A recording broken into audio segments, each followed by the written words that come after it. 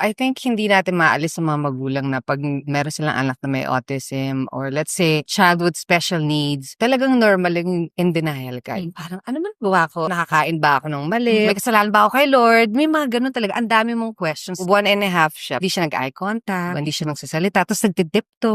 Oh, Tas, yan Parang yung kala mo flap. lumilipad lagi siyang Palagi gano'n. nagpa-flap ng hands. Yes. And then yung madalas na gusto niya lang mag-isa siya. Until now, ganun pa rin Ganun siya din yung siya. mag-isa pa rin na. Somehow kasi nakaka-relate ako because yung second son ko, sobrang talino niya na hindi namin alam saan nanggagaling yung mga sagot niya na yon. So kami rin, nung una, in denial kami. Until yung teacher niya, nakapansin na rin. Are you open? Open naman. Paano mo siya na-share? Actually, Ako kasi tinitreat namin kasi siya as normal. Kasi ayaw din namin na ma-feel niya na may Yeah. something sa kanya. Yes. Sa mga moms na hindi pa ma-accept, I think I give it to them na I get it. You guys stay strong. Our kids are our kids. Huwag kayo mahihiya. Meron kaming site if you guys wanna follow and we share everything, yung struggles ni and yung development ni Rocket. Kasi pag mas lalo tayong nahihiya, na-restrict yung progress ng anak natin. And di kayo nag-iisa. We're here. We support each other.